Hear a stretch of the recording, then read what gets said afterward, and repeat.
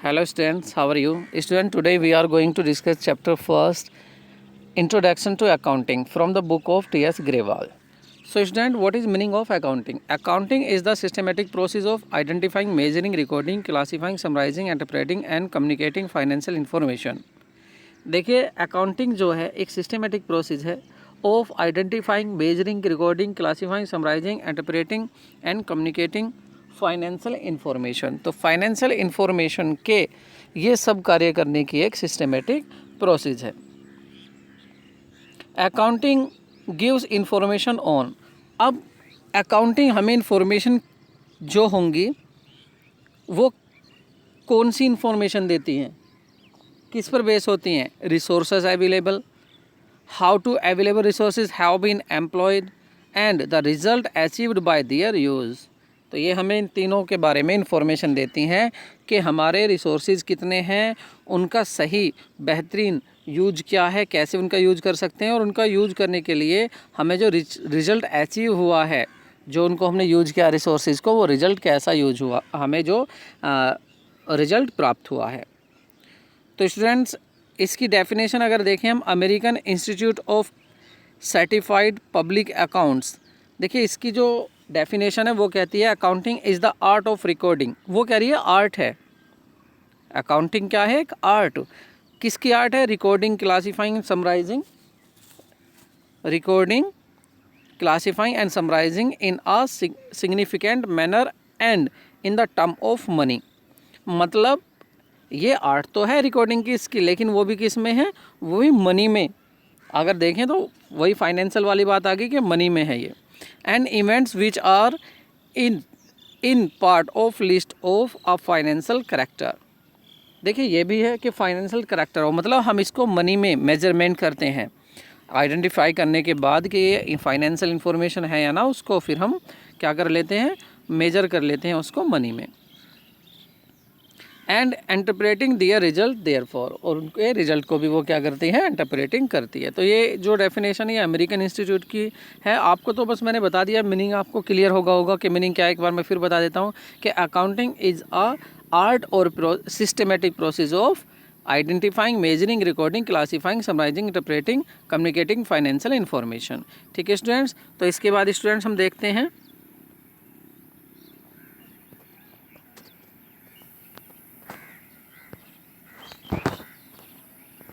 अब देख लेते हैं हम अकाउंटिंग प्रोसेस है क्या। ये तो हमने देख लिया कि सिस्टमेटिक प्रोसेस थी। अब इस प्रोसेस में जो सिस्टमेटिक प्रोसेस है इसमें हम क्या क्या करते हैं वो भी हमने पढ़ा था मीनिंग में। अब उसको यहाँ दोबारा देख लेते हैं हम। देखिए स्टूडेंट्स हम क्या करते हैं, दोबारा क्यों देख रहे हैं? क्योंकि अब दोबारा में हम देखेंगे कि जब हम उन स्टेप को यूज करते हैं कि उस स्टेप के अंदर हमें क्या क्या एक्शन करने होते हैं, क्या क्या हमें जो वर्क है, क्या क्या एक्टिविटी हैं उनसे गुजरना होता है। तो based on the attributes of accounting the step of accounting process are as follow. सबसे पहले क्या करते हैं हम? आइडेंटिफाइंग करते हैं फाइनेंशियल ट्रांजैक्शन को, कि ये फाइनेंशियल ट्रांजैक्शन जो है क्या फाइनेंशियल है, क्या हम उसको मेजर कर सकते हैं मनी में। अब किसी ने कह दिया कि ठीक है भाई, उसने वादा किया हुआ है हमसे कल आने का, ये भी एक इन्फॉर्मेशन मिली हमें कि उसके कल आने का एक वादा है हमसे। क्या ये हो सकता है फाइनेंशियल ट्रांजैक्शन? क्या इसमें क्या आप इसको मनी में मेजर कर सकते हैं? तो इसलिए हमें सबसे पहले आइडेंटिफाई करना पड़ता है कि क्या ये फाइनेंशियल ट्रांजैक्शन है। उसके बाद उसको हम रिकॉर्ड कर लेते हैं। अब रिकॉर्ड करने के बाद क्लासीफाइंग करते हैं, समराइजिंग करते हैं, एनालाइज करते हैं, इंटरप्रेटिंग और कम्युनिकेटिंग कर देते हैं। ठीक, अब बात करते हैं सबसे पहले कि जब अकाउंट जो हमारे अकाउंटिंग प्रोसेस का जो फर्स्ट स्टेप है हमारा आइडेंटिफाइंग। तो सबसे पहले हम आइडेंटिफाइंग करते हैं। अब आइडेंटिफाइंग में जो हम करते हैं, किसको करते हैं आइडेंटिफाई? फाइनेंशियल ट्रांजैक्शन और इवेंट, यानी जो भी ट्रांजैक्शन है वो फाइनेंशियल है। यदि हम इसको ये आइडेंटिफाई कर लेते हैं कि हाँ भाई जो आपका इवेंट या ट्रांजैक्शन है वो आपका फाइनेंशियल है, उसके बाद हम इसको रिकॉर्डिंग करते हैं। अब बात कर लेते हैं रिकॉर्डिंग में।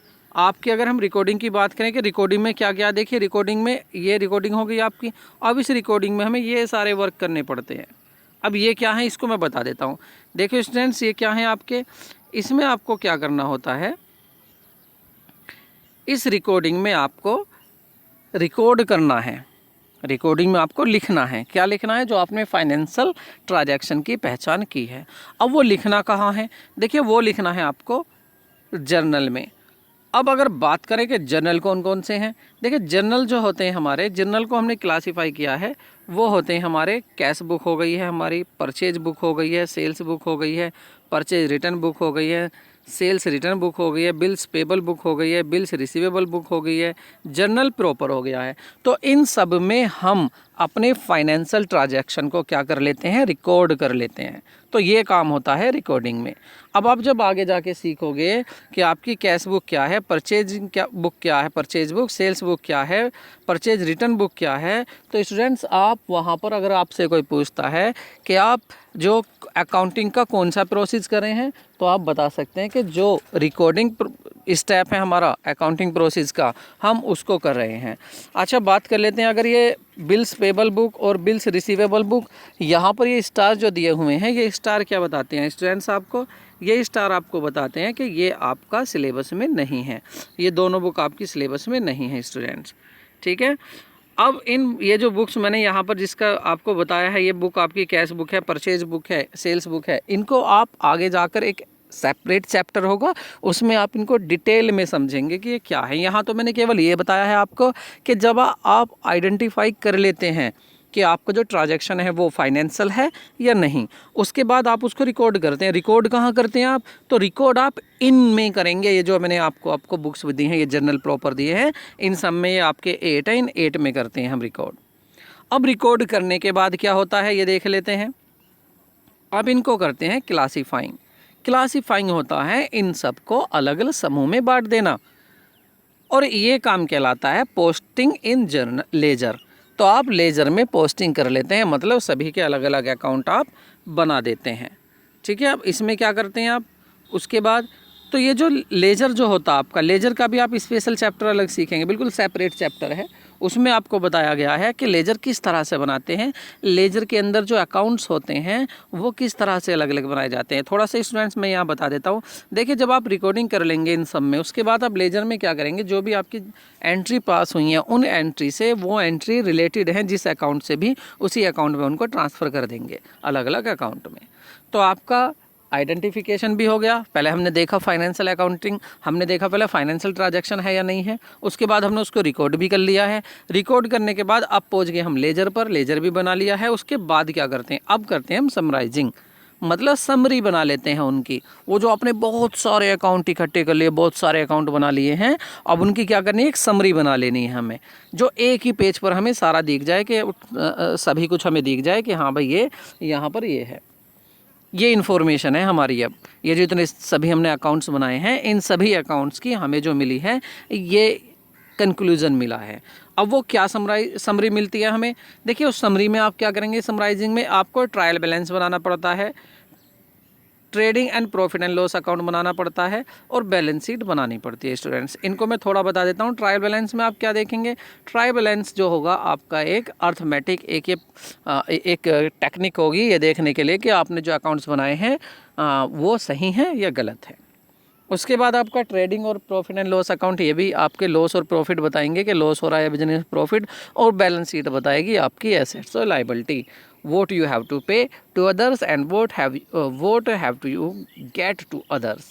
आपको किससे क्या लेना है, किससे क्या देना है, वो आपकी बैलेंस शीट बताएगी। समराइजिंग हो गया स्टूडेंट। अब हम आगे बढ़ते हैं तो आता हमारा एनालिसिस एंड इंटरप्रेटिंग। अब इसको हम एनालाइजिंग करते हैं। अब एनालाइजिंग का आप एनालाइजिंग में क्या करते हैं, एनालिसिस में देखिए इनको आप ध्यान से एनालाइज करते हैं जितनी भी आपकी ये समरी हुई हैं, और उसके बाद इनको आप कम्युनिकेटिंग कर देते हैं। किसको कर देते हैं कम्युनिकेटिंग, यूजर को, मतलब आप जो है इसको पब्लिश कर देते हैं।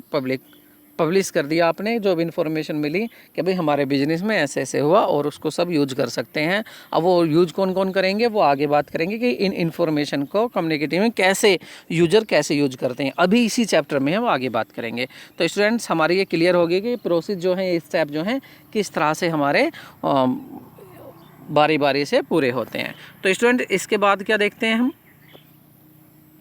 इसके बाद देख लेते हैं स्टूडेंट्स हम अपने ब्रांच ऑफ अकाउंटिंग। अब इसमें हमें देखना है कि अकाउंटिंग की ब्रांच कौन कौन से स्टूडेंट्स। अब अगर अकाउंटिंग की ब्रांच की बात करें हम, तो देखिए अकाउंटिंग की 3 ब्रांच हैं स्टूडेंट्स।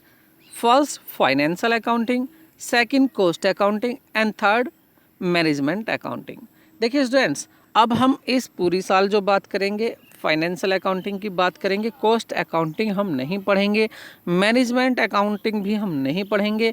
लेकिन क्या है, हमें थोड़ा सा इनका बस इंट्रोडक्शन देखना है कि आखिर ये हमारे सामने आई हैं तो ये क्या है, बस इतना देखना है। बाकी ये नहीं हमें इनके डीपली ज्ञान लेना है। डीपली ज्ञान किसका चाहिए हमें? फाइनेंशियल अकाउंटिंग का। वो भी क्यों चाहिए? क्योंकि भाई हमें इस साल इसको ही पढ़ना है। तो फाइनेंशियल अकाउंटिंग को देख लेते हैं स्टूडेंट्स, क्या कहती है financial accounting. Financial accounting is that branch of accounting which record financial transaction and events. देखिए ये कौन सी अकाउंटिंग की कौन सी ब्रांच है?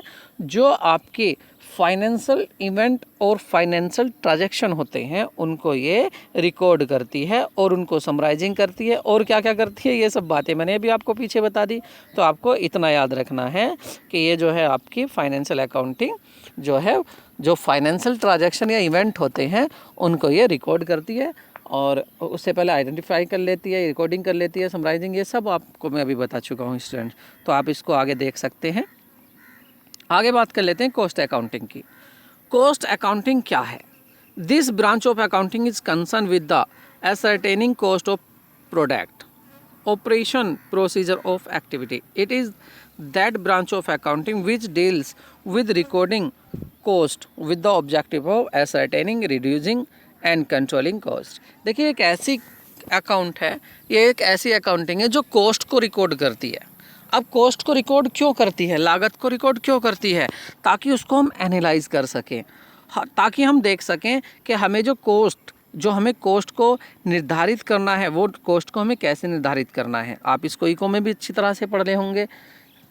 दूसरा, उसको कॉस्ट अगर हमारी ज़्यादा आ रही है, हम कॉस्ट को कब कम कर सकते हैं, कैसे कम कर सकते हैं। स्टूडेंट देखिए, उसको कम तभी तो आप कर सकते हैं जब आपके पूरे सभी प्रिंसिपल आपको पता हो कॉस्ट को सर्टेन करने के। और आगे आपका कंट्रोलिंग कॉस्ट, जो आपकी कॉस्ट ज़्यादा आ रही है, जो आपकी कॉस्ट बढ़ती जा रही है, तो आप किस तरह से उसको कंट्रोल कर सकते हैं। तो ये देखते हैं हम कॉस्ट अकाउंटिंग में। थर्ड आपका आता है मैनेजमेंट अकाउंटिंग। अगर हम मैनेजमेंट अकाउंटिंग की बात कर लेते हैं तो देखिए स्टूडेंट्स, ये जो है अभी रिसेंटली डेवलप ब्रांच हुई है अकाउंटिंग की। लेकिन रिसेंटली आप ये मत समझना कि अभी बिल्कुल जो है आज ही आई है या 1 साल हो गया आगे, नहीं। अभी मतलब कुछ हाल फिलहाल कुछ ईयर से, कुछ ही सालों से ये अभी डेवलप हुई है ब्रांच। अब ये ब्रांच क्या करती है? देखिए अगर हम बात कर लें कि एक इसकी सिंपल सी, it is concern with the generating accounting information relating to funds, cost, profit. अब देखिए फंड्स के बारे में सोचना, कॉस्ट और प्रॉफिट के बारे में सोचना, उसके बारे में नीति वगैरह ये सब बनाना, ये किसका काम है? ये मैनेजमेंट का काम है। और मैनेजमेंट को, ये एक ऐसी अकाउंटिंग है जो मैनेजमेंट के लिए बहुत ज़्यादा उपयोगी इंफॉर्मेशन प्रोवाइड करती है। मैनेजमेंट अकाउंटिंग प्रोवाइड्स बेस्ट और important information to the management. तो ये मैनेजमेंट के लिए बहुत ही ज़रूरी होती है। अगर एक कह सकते हैं आप स्किलफुल मैनेजर या एक ट्रेन मैनेजर कह सकते हैं, तो आप ट्रेन मैनेजर उसी को कहते हैं जिसको इस मैनेजमेंट अकाउंट का भी गहनता से ज्ञान होता है। तो स्टूडेंट्स, इसके बाद हम देख लेते हैं नया अपना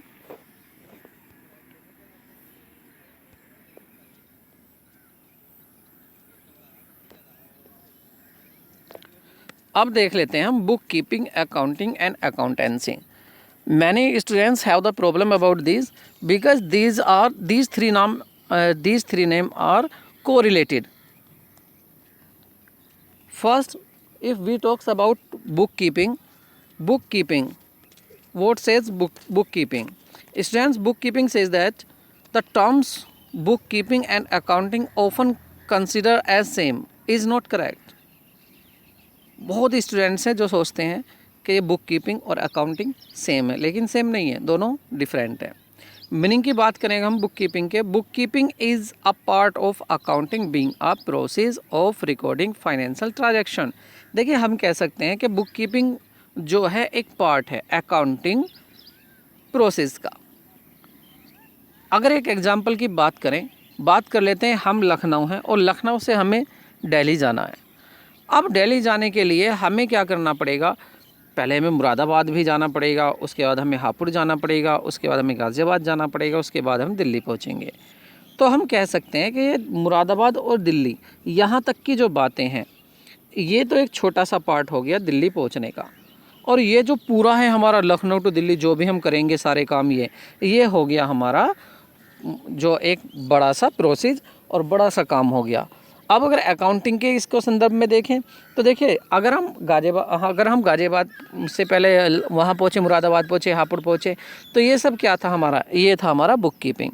लेकिन अगर हम देखें कि मुरादाबाद से लेकर गाज़ियाबाद और दिल्ली तक पहुँचना, ये जो टोटल प्रोसेस थी हमारी, ये आ जाती है हमारी अकाउंटिंग में। अब अभी जो हमने बात करी थी लास्ट में बात करी थी अपने आइडेंटिफाइंग की, रिकॉर्डिंग की, क्लासीफाइंग की और समराइजिंग की। देखिए, अगर हम बात कर लेते हैं, इसी को हम बांट लेते हैं। ये जो हमारी पूरी प्रोसेस थी, फाइनेंशियल ट्रांजैक्शन को जब आप रिकॉर्डिंग करते हैं, उसके आइडेंटिफाइंग करते हैं, क्लासीफाइंग करते हैं, समराइजिंग करते हैं, तो उसमें जो आपके ये फर्स्ट स्टेप जो आप इनको यूज कर रहे हैं, यही फर्स्ट स्टेप आ जाते हैं आपके बुक कीपिंग में। अब ये कौन कौन से फर्स्ट स्टेप, आपके कौन कौन से ये स्टेप हैं जो इसमें आ जाते हैं? देखिए, identifying financial transaction and events, measuring them into terms of money, recording the identified financial transaction and event in the book of accounts, and classifying recording transaction and event, posting them ledger account। मतलब laser बनाने तक, आपने laser बनाने तक क्या क्या किया? आपने आइडेंटिफाइंग किया, आपने पहचान करी कि आपका जो ट्रांजैक्शन है, इवेंट है, क्या वो फाइनेंशियल है। उसके बाद आपने इसको मेजरिंग किया, आपने देखा कितना इसकी वैल्यू रुपीज़ में कितनी है, मनी में इसकी वैल्यू कितनी है, आपने मेजरिंग किया। मेजरिंग करने के बाद आपने इसको रिकॉर्डिंग किया। अब रिकॉर्डिंग कहाँ कहाँ किया था आपने? मैंने वो जो बताया था आपको, cash book, sales book, journal proper, purchase return book, purchase book, उन सब में जो आपने रिकॉर्डिंग किया। उसके बाद आपने फिर इसको पहुंच गए थे आप लेजर पे, और क्लासीफाइंग आपने अलग अलग अकाउंट्स बना दिए, आपने लेजर तैयार कर लिया। तो यहाँ तक लेजर तक, आइडेंटिफाइंग से लेकर पोस्टिंग तक, ये जो वर्क हैं, ये जो स्टेप हैं जिनको आप कर रहे हैं, किसके स्टेप हैं? ये अकाउंटिंग के। लेकिन ये खाली स्टेप किस में आ जाते हैं? बुक कीपिंग में। बस बुक कीपिंग इतना ही काम करती है। लेजर बनाने के बाद अपने हाथ ऊपर खड़े कर देती है कि अब मेरे आगे बस की नहीं है, अब जो आगे काम होगा वो मेरा नहीं कहलाएगा, वो अकाउंटिंग का कहलाएगा। बुक कीपिंग का बस यहीं तक काम हो जाता है। तो स्टूडेंट समझ गए बुक कीपिंग क्या है? Book keeping is a part of accounting. ठीक है, अकाउंटिंग का पार्ट है ये। इस पार्ट में आप क्या क्या करते हैं? आइडेंटिफाइंग करते हैं, आप इसमें मेजरिंग करते हैं, रिकॉर्डिंग करते हैं, क्लासीफाइंग करते हैं, बस ये हो जाता है। अगर डेफिनेशन की बात करें इसकी, तो देखिए जे.आर. बाटली बॉय हैं। जे.आर. बाटली बॉय ने इसकी डेफिनेशन क्या दी है स्टूडेंट्स? इसकी डेफिनेशन देख लेते हैं, क्या कह रहे हैं ये जे.आर. बाटली बॉय। ये कहते हैं आपके, book keeping is an art of recording business dealings in set of books. वो बस इतना ही कह रहे हैं कि रिकॉर्डिंग करने की है। अब वो रिकॉर्डिंग आप कहाँ कहाँ करते हैं, रिकॉर्डिंग से पहले आपको क्या करना पड़ता है, वो सब काम इसमें इनकी एक छोटी सी डेफिनेशन में आ जाते हैं। ठीक है स्टूडेंट्स, तो इसके बाद स्टूडेंट्स अब हम देख लेते हैं। देखिए, हमारी बुक कीपिंग हो गई है, अब हमें देखना है कि हमारा अकाउंटिंग क्या है।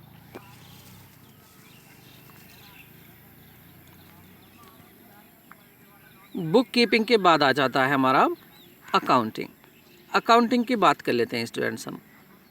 Student, accounting is a wider concept than book keeping. देखो, बुक कीपिंग से ये तो आप भी समझ गए अब कि वाइडर ही कॉन्सेप्ट है। वाइडर कॉन्सेप्ट क्यों है, आपने खुद ही देख लिया भाई कि उसमें छोटे से तो काम आ रहे हैं। अकाउंटिंग में तो हमने बहुत ज़्यादा लास्ट तक कम्युनिकेटिंग तक पढ़ा था कि जो अकाउंटिंग में तो कम्युनिकेटिंग भी करते हैं हम फाइनेंशियल ट्रांजैक्शन का, और ये तो हमारा यहीं पर ही अटक गया।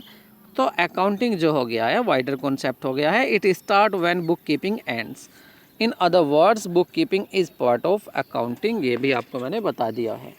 तो ये क्या हुआ, एक जो आपका अकाउंटिंग है, जो आपका बुक कीपिंग है, वो अकाउंटिंग का ही पार्ट हो गया। और ये भी बात सही है कि जहाँ पर ख़त्म हो जाती है, जहाँ पर आपकी एंड्स हो जाती है आपकी बुक कीपिंग, वहीं पर शुरू हो जाती है आपकी अकाउंटिंग, क्योंकि अकाउंटिंग वहाँ नहीं रुकती है, अकाउंटिंग को और भी काम करने पड़ते हैं। जब आप उसको क्लासीफाइंग कर देते हैं लेज़र में, तो लेज़र के बाद भी के जो सारे काम होते हैं वो किस में आ जाते हैं, अकाउंटिंग में ही स्टूडेंट्स आ जाते हैं। अगर आप इसमें डिफरेंस की बात देखें तो देखिए डिफरेंस से आपका सब क्लियर हो जाएगा, सभी कुछ क्लियर हो जाएगा। देखिए स्कोप की बात कर लेते हैं, तो बुक कीपिंग के अगर स्कोप को देखें हम, तो बुक कीपिंग क्या कहता है हमारा स्कोप, ये कहता है book keeping is concern with the identifying financial transaction, measuring them in money terms, recording them in the books of account and classifying them.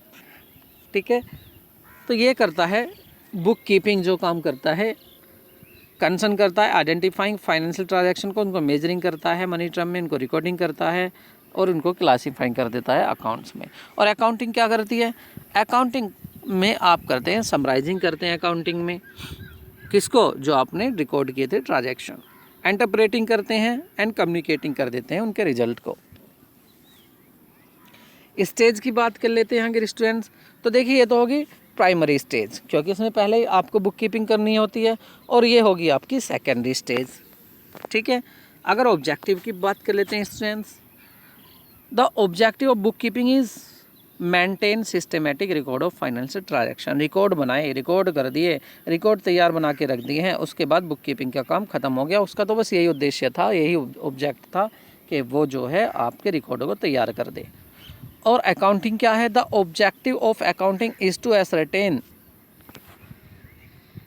ascertain net result of the operation and financial position and the communicate information to the and interested parties। जो interested parties हैं, जो business को चला रहे हैं या और उससे संबंध रखने वाले हैं, उन पार्टियों के लिए ये इंफॉर्मेशन प्रोवाइड कराती है। ठीक है स्टूडेंट, कौन, अकाउंटिंग। अगर नेचर की बात कर लेते हैं, तो this job is routine in nature, ये नेचर में रूटीन में रहती है, लेकिन जो अकाउंटिंग होती है ये कभी कभार होती है, एनालिटिकल या डायमेंटल इन नेचर। ये जो है कभी कभार, लेकिन एनालिटिकल होती है। एनालिटिकल मतलब एनालाइज करने के उद्देश्य से होती है। इसमें हम क्या करते हैं, एनालाइज करते चलते हैं साथ साथ। Performance it being a routine work is performed by junior staff. देखिए अगर बात कर लें हम, जूनियर स्टाफ है हमारा, कोई छोटा, हमने कम ज्ञान वाला ही एक हमने अकाउंटेंट रखा हुआ है, वो भी इसको कर सकता है। ये भी कह सकते हैं कोई सिंपल एम्प्लॉय भी इस वर्क को कर सकता है, हमारी जो बुक कीपिंग है। लेकिन ये जो है सीनियर स्टाफ करता है आपकी अकाउंटिंग को। जूनियर स्टाफ क्या कर रहा है स्टूडेंट्स आपका, ये कर रहा है आपका बुक कीपिंग, और अकाउंटिंग को कर रहा है आपका senior staff. Special skill, book keeping is mechanical in the nature and thus does not required special skill. देखिए ये मशीनें भी, जो बड़ी बड़ी कंपनियां हैं, बड़े बड़ी फर्म्स हैं, उनमें इस बुक कीपिंग के वर्क को आजकल मशीनें खुद करके दे रही हैं। सॉफ्टवेयर आ रहे हैं कंप्यूटर में, खुद ही बना कर दे देते हैं ये सारी चीज़ें। और अकाउंटिंग जो है require special skill and ability to analyse and interpret. देखिए अकाउंटिंग, अगर पूरी अकाउंटिंग सीखनी है उसके लिए एक स्पेशल स्किल की ज़रूरत होती है। तो स्टूडेंट्स आगे देख लेते हैं अब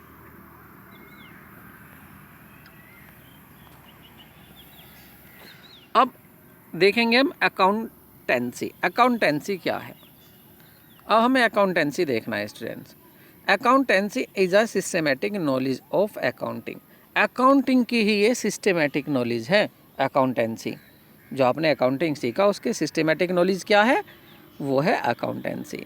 it explain how to deal with the various aspect of accounting. Accounting के जितने भी एस्पेक्ट है उनको ये बताता है कि कैसे डील करना है।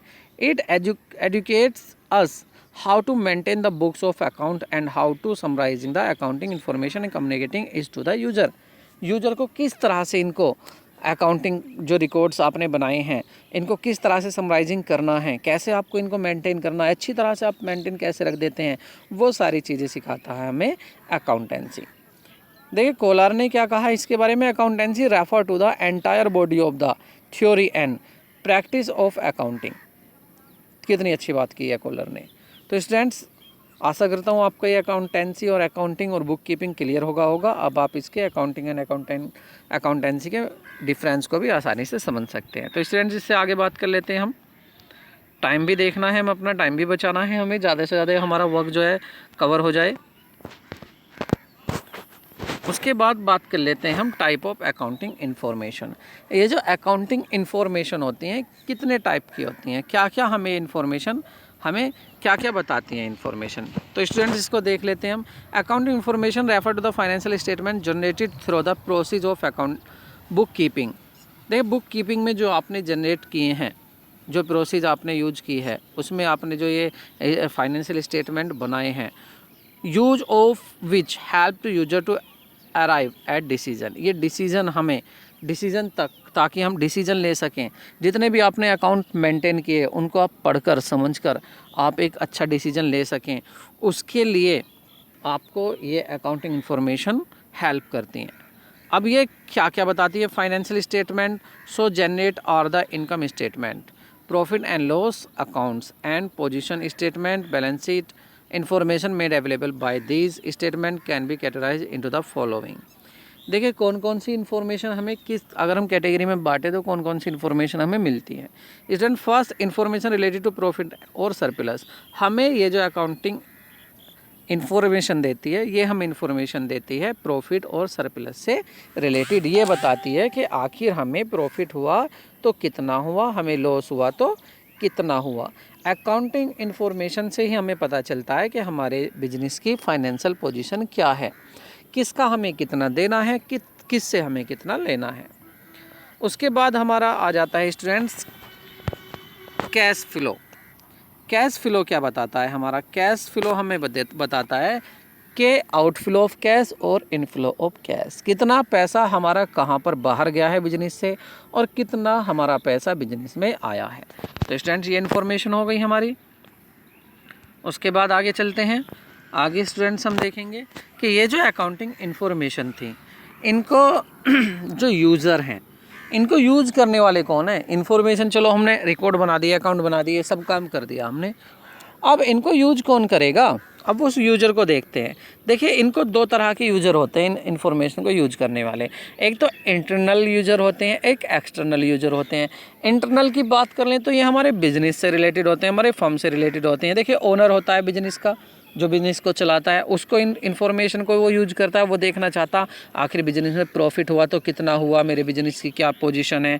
मैनेजमेंट भी देखना चाहता है क्योंकि उसको मैनेज करना है बहुत सारी चीज़ों का। तो जब उनको बहुत सारी चीज़ों का मैनेज करना है तो उनको वो इन्फॉर्मेशन देखनी पड़ेगी कि आखिर हमने इतना फंड जुटाया था, उसका आगे क्या फ़र्क पड़ा, उससे कितना हमें प्रॉफिट हुआ, क्या हम चेंज करें आगे। तो मैनेजमेंट भी इन्फॉर्मेशन को यूज करता है। और एम्प्लॉय एंड वर्कर्स ये क्यों करते हैं? क्योंकि देखिए जब इनको पता चल जाता है कि इस बार हमने इतनी मेहनत करी और हमारी मेहनत करने से देखिए इतना प्रॉफिट और ज़्यादा हो गया है, तो इससे क्या वो अपना इंसेंटिव जो उनको मिलता है वो भी आशा करते हैं कि इंसेंटिव और बढ़ जाए और वो और भी लगन से काम करते हैं। वो देखते हैं कि देखो भाई इस साल हमने ज़्यादा मेहनत करी तो देखिए कितने अच्छे रिजल्ट आए, ज़्यादा प्रॉफिट हुआ है और हमें भी ज़्यादा मिला है। तो एम्प्लॉय वर्कर भी हो गए। तो ये आपके थ्री पार्टी जो हैं, ओनर, मैनेजमेंट और एम्प्लॉय एंड वर्कर्स, ये तो हो गए आपके इंटरनल यूज़र में। किसके यूज़र हैं? जो अकाउंटिंग इन्फॉर्मेशन है। उसके बाद है आपके external user, bank and financial institute. Second investor and potential investor, creditor, government and it's authority. देखिए ये जो आपकी इन्फॉर्मेशन है इनको बैंक यूज करेगा। बैंक यूज कब करेगा? अगर आप बैंक से लोन लेते हैं तो बैंक आपको देखेगा लोन देने से पहले आपके बिजनेस की पोजीशन क्या है। ऐसा तो नहीं है हालत इतनी बुरी है कि उसका लोन भी वापस ना कर सको, तो उसको भी इससे इन्फॉर्मेशन से फ़ायदा हो जाता है, वो भी इन्फॉर्मेशन को यूज करता है। गवर्नमेंट भी यूज करती है। इन्वेस्टर अगर आपके बिजनेस में कोई इन्वेस्ट करना चाह रहा है पैसा, तो वो भी तो देखेगा कि आपके बिजनेस की पोजीशन क्या है। तो इस पोजीशन को देखने के लिए क्या करेगा? वो आपके जो आपका बिजनेस है उसकी स्टेटमेंट चेक करेगा कि उसके स्टेटमेंट कैसे हैं। और स्टेटमेंट कब चेक करेगा? वो जब आपने वो बनाए होंगे। तो इसलिए आपके ये जो इन्फॉर्मेशन अकाउंटिंग ने दी है ये यूज कर लेता है इन्वेस्टर भी। क्रेडिटर जो आपको उधार देने वाले हैं वो भी आपकी पोजीशन देखेंगे बिजनेस की। और गवर्नमेंट भी आप आपके जो है आपके जो बिजनेस आपकी फर्म है उसके क्या देख सकती है, रिकॉर्ड चेक कर सकती है। आप कहीं टैक्स की चोरी तो नहीं कर रहे हैं, या और भी आप देख रहे हैं कि आप सही टैक्स भर रहे हैं नहीं, जितना भरना चाहिए। ये सारी इन्फॉर्मेशन जो है गवर्नमेंट के भी काम आ जाती हैं। तो स्टूडेंट्स ये हो गया हमारी कि जो हमने इन्फॉर्मेशन तैयार की थी आखिर इनको यूज करने वाले कौन कौन है। इसके बाद हम देख लेते हैं कि आगे कौन से और गवर्नमेंट के बाद और कौन यूज करता है। देखिए रिसर्चर, अगर कोई रिसर्च कर रहा है, रिसर्च में उसको कुछ इन्फॉर्मेशन चाहिए फर्म से रिलेटेड, तो वो कहाँ से देखेगा? सीधी बात, आपने जो रिकॉर्ड बनाए हैं उनको ही देखा, वही तो है नहीं, वो अलग अलग सबसे जाके मिलेगा। कंज्यूमर्स भी होते हैं जो आपके इसको माल खरीद रहे हैं, वो भी ये देखना चाहते हैं कि आखिर ये जो है जो प्रोडक्ट बना रही है फर्म, ये प्रोडक्ट कैसे बना रही है, इसको प्रॉफिट कितना हो रहा है, इसकी कितनी सेल है, वो भी आपका सब यहाँ से इन्फॉर्मेशन ले सकते हैं। और पब्लिक भी ये विश्वास करने के लिए कि हाँ भाई ये एक सोशल ऑब्जेक्टिव की पूर्ति कर रही है या नहीं कर रही है फर्म, या इस फर्म के हमारे लिए सबके लिए क्या क्या फ़ायदे हैं, ये सारे अपने फ़ायदे देखने के लिए इन इन्फॉर्मेशन को पब्लिक भी यूज करती है। तो स्टूडेंट यहाँ पर आपका जो इन्फॉर्मेशन को यूज करने वाले हैं वो सब ख़त्म हो जाते हैं, आपके इंटरनल भी और एक्सटर्नल भी। उसके बाद फिर हम आगे बढ़ते हैं। तो आगे बढ़ने पर हम देखेंगे कि आगे जो हमें देखना है, आगे हमें देखना है कि सिस्टम ऑफ अकाउंटिंग कितने हैं। आखिर अकाउंटिंग करते हैं हम तो उसके सिस्टम भी हैं। हाँ जी बिल्कुल सिस्टम भी हैं। वो सिस्टम कितने हैं? 2 सिस्टम हैं आपके। फर्स्ट तो है आपका डबल एंट्री सिस्टम और सेकंड है आपका सिंगल एंट्री सिस्टम। अगर डबल एंट्री सिस्टम की स्टूडेंट हम बात कर लेते हैं तो double entry system of accounting is a system of accounting under which both debit and credit aspect of accounting are recorded. देखिए एक ऐसा आपका जो है डबल एंट्री सिस्टम ऐसा होता है, जो भी आपका एस्पेक्ट होगा, जो भी आपका ट्रांजैक्शन होगा, उसके जो दोनों एस्पेक्ट हैं उनको रिकॉर्ड करके चलता है। आपको पता है देखिए कोई भी ट्रांजैक्शन हो, कोई भी लेन देन हुआ हो, उसको अगर लेने वाला है तो उसको देने वाला भी होगा। अगर किसी से चीज़ जा रही है तो किसी के पास पहुंच भी रही होगी। तो दोनों ही एस्पेक्ट को इसमें यूज किया जाता है स्टूडेंट्स। तो इस डबल एंट्री सिस्टम क्या है ये आपका, कि इसमें अगर आप बात करें गुड्स सेल करने की भी, अगर गुड्स बेचते हैं तो किसी की अगर वो सेल है तो किसी के लिए वो परचेजिंग भी होगी।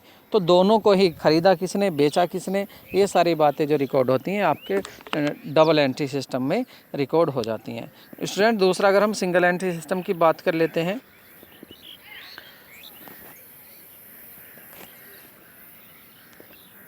सिंगल एंट्री सिस्टम को हम देख लेते हैं स्टूडेंट। सिंगल एंट्री सिस्टम हमारा क्या कहता है,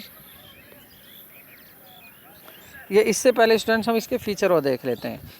फीचर अगर देखें तो it maintain a complete record of each transaction. Her transaction का ये जो हमारा डबल एंट्री सिस्टम ये क्या रखता है, कंप्लीट रिकॉर्ड रखता है। It recognise twofold aspect of every transaction. देखिए हर ट्रांजैक्शन के जो दोनों फोल्ड होते हैं, जो दोनों एस्पेक्ट होते हैं, उनको दोनों को ही ये रिकॉर्ड करके लेके चलता है, उनको ही दोनों को ये रिकॉर्ड करता है। सेकेंड हमारा थर्ड है, in this system one aspect is debited and other aspect is credit following the rule of debit and credit.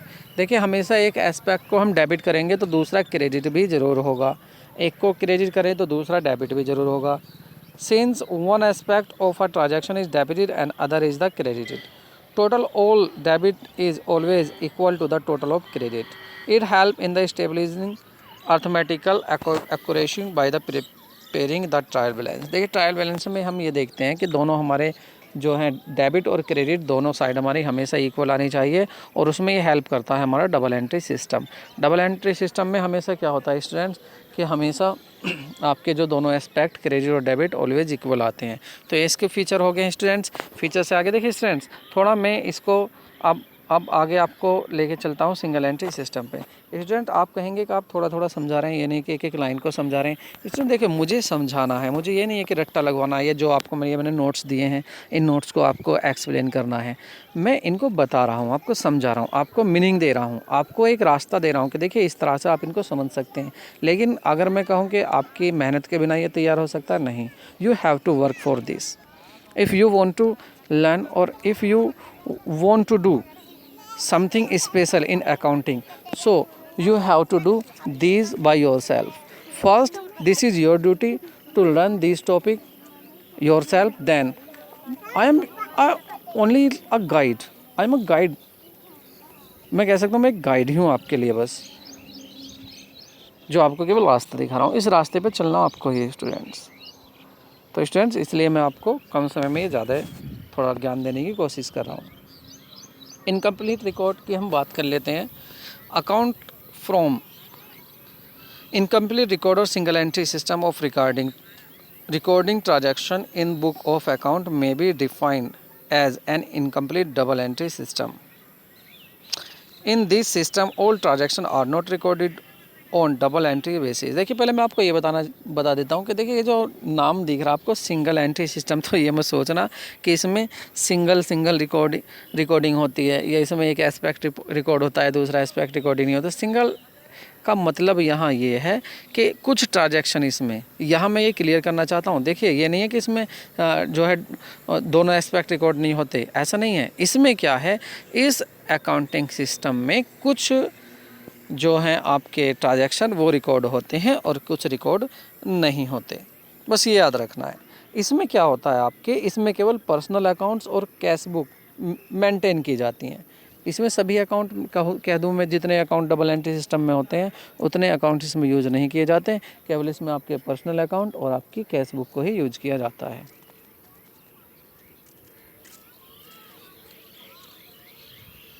इसलिए स्टूडेंट्स क्या होता है, ये ज़्यादा रिलायबल नहीं होता है। ये अकाउंट कुछ ही जगह यूज होता है, ज़्यादा इसको लोग यूज नहीं करते हैं। ठीक है स्टूडेंट, सबसे ज़्यादा जो यूज होता है वो हमारा डबल एंट्री सिस्टम ही यूज होता है। तो यहाँ पर स्टूडेंट्स हमारा ये चैप्टर हमारा फिनिश हो जाता है। स्टूडेंट आप इसको पॉज करके आप इनको लिख भी सकते हैं साथ साथ। जितने भी अभी हमने डिस्कस किए हैं ये पूरा हमारा चैप्टर क्लियर हो गया है। और आशा करता हूँ स्टूडेंट्स यदि आपके समझ ही आए होंगे। यदि आपके समझ में नहीं आए हैं या किसी टॉपिक को आप दोबारा क्लियर करना चाहते हैं तो आप मुझे लिख कर भेज सकते हैं, कमेंट कर सकते हैं। स्टूडेंट्स मिलते हैं नेक्स्ट वीडियो में, तब तक के लिए गुड बाय।